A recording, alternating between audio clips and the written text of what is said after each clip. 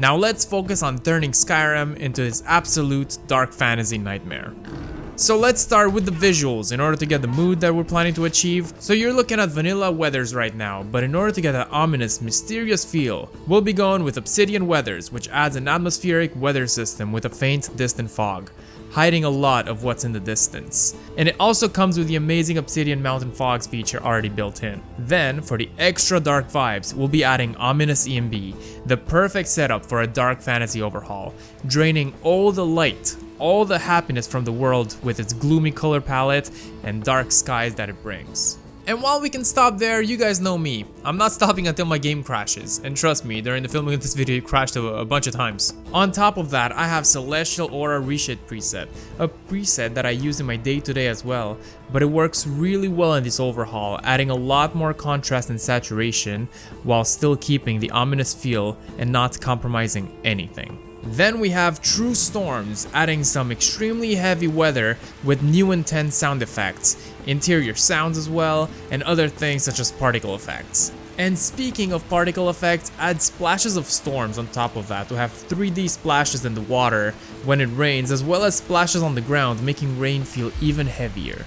Don't forget to install the patch that makes True Storms and Obsidian Weathers work together on the Obsidian Weathers mod page, by the way.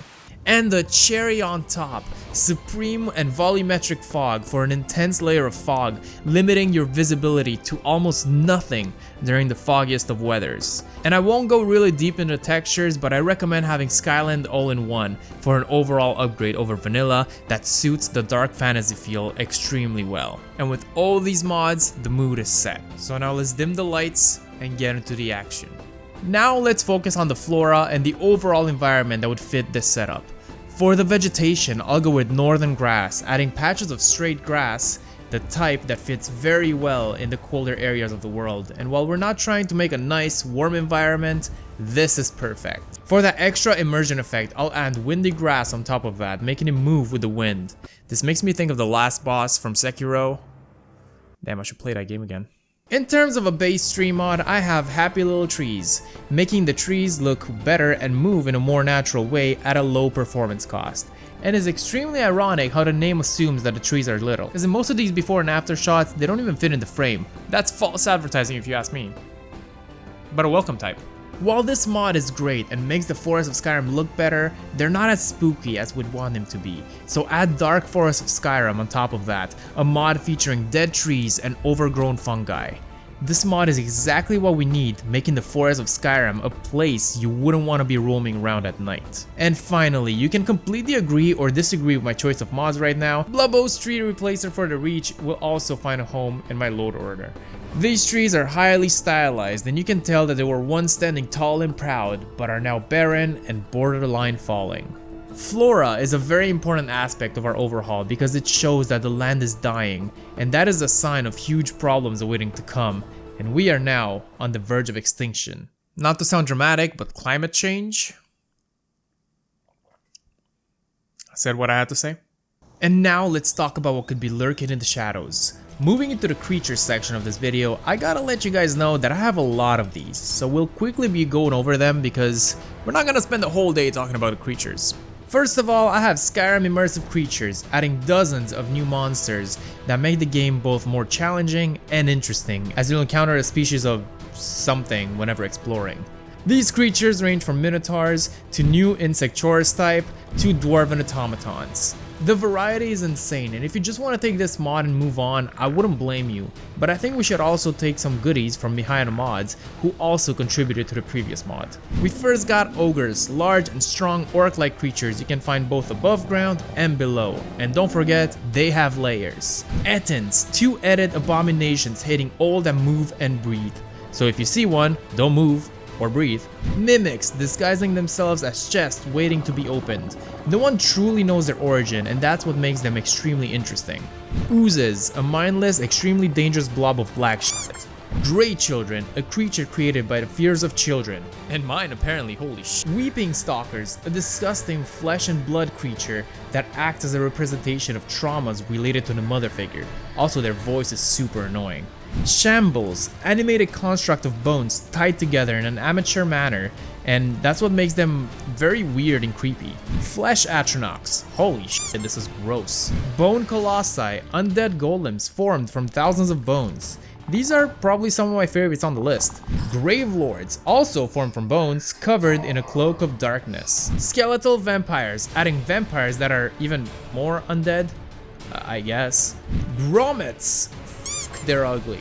Water Hags, adding the worst possible enemy type from The Witcher 3. Foglins, also an annoying Witcher 3 enemy that turns invisible. Vampire Beasts, absolute behemoths from the vampire world that are also from The Witcher 3, and they come in multiple varieties. Old Gods of the Hunt, also known as the Ancient Leshens, are huge, amazing looking creatures that you can also find in the same game I already mentioned 3 times.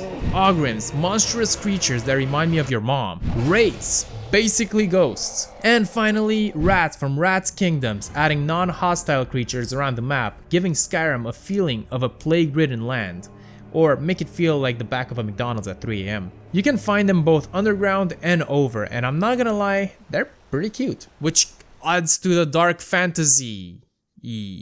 Because you want to get close to them and then boom, COVID. There are so many other creature mods that I would like to take a look at, but this video needs to be released at some point, so let's move on. I encourage you to do some research on creatures yourself, and let me know in the comments if you have any cool suggestions, and share them with the world. Now that we have the creatures figured out, let's take a look at the worst possible creature in the whole game, Nazim. So here are some mods we can use to f this boy up. Enhanced blood textures adds HD textures to, blood. This would make any gory scene more beautiful. And I promise, I don't have issues. It's just a video game. It's just a video game. With that, we have the absolute masterpiece known as Maximum Carnage, a mod that lets you rip and break your enemies, letting their guts spill out and their bodies to fall apart. This mod is the goriest on the list, and it's a must-have for a huge dark fantasy overhaul nowadays. And now I'm praying for the YouTube gods not to demonetize me. Please. Then there's Gallows of Skyrim along with Skyrim's Dead, adding hanging people all over the world, showcasing how bad things are going in Skyrim, adding to the eerie feel. Some of them are war prisoners, some of them are simple criminals, and some are people who complain about how others mod their game on Reddit and YouTube comments.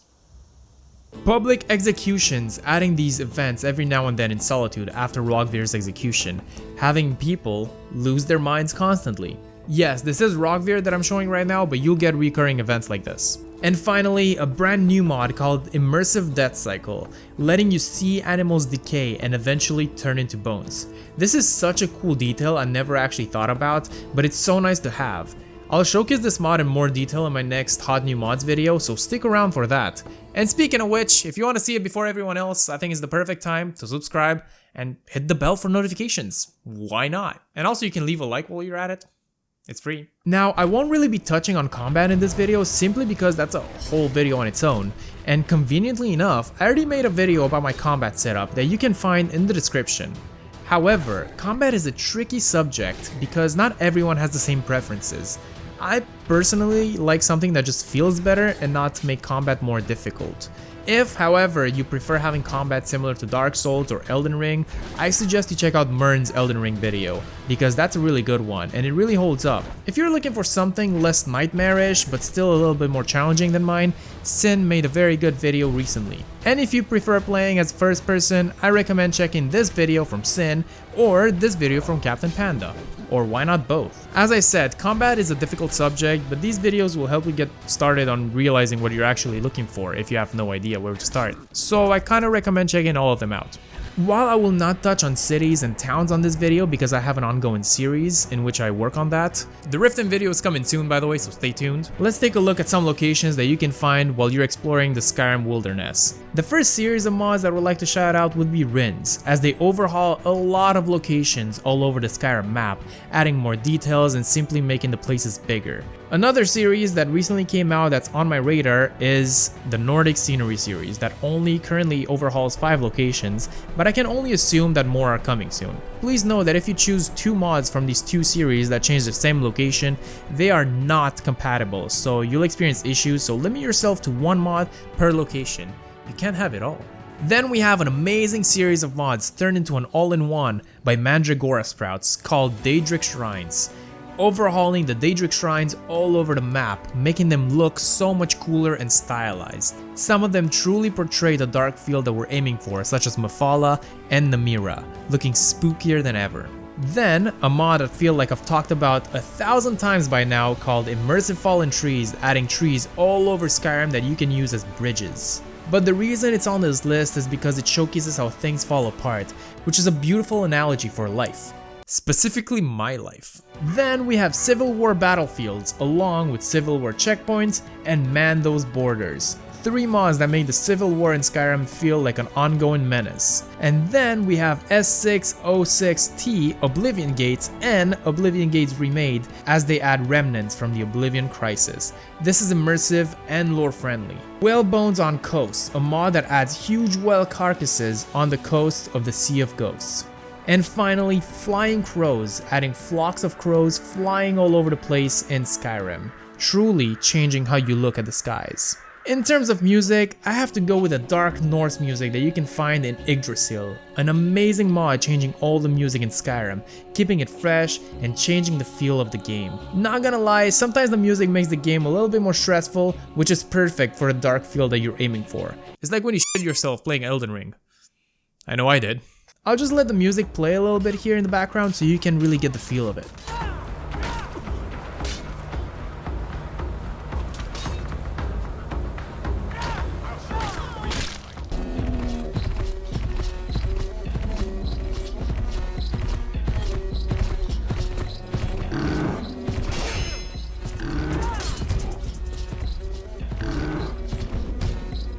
In terms of the armors you should use, I recommend checking Fourth Unknown's work, who excels in dark fantasy armor sets, usually inspired from Dark Souls and Elden Ring. I myself am using the infantry armor in these shots because it's a beautiful armor that makes me feel hopeless and hunted. It's a weird selling point, but you know what I mean. And with all of these mods, you have an amazing setup to make Skyrim 16 times darker. But Nariva, how did you calculate that? Don't question it. If you want to see more footage with these mods, I recommend checking my second channel where I actually have another video with this setup in which I explore Skyrim's new dark world and take in the views, so make sure you check that out. It will be the first link in the description. And hey, if this video does well, let's say a whopping 2,000 likes if that's even possible, I'll make another video in which I attempt playing this game with the setup and get completely wrecked. So leave a like if you enjoyed and subscribe for more Skyrim content like this, and also some Starfield mod videos when that comes out, which is very soon, holy crap. Consider checking out my Patreon that fuels more and more content here, and your name could appear at the end of my videos. I mean, look at all these Chads. Except Lincoln, stinking Nazim lover. Now click on either one of these videos and leave me alone.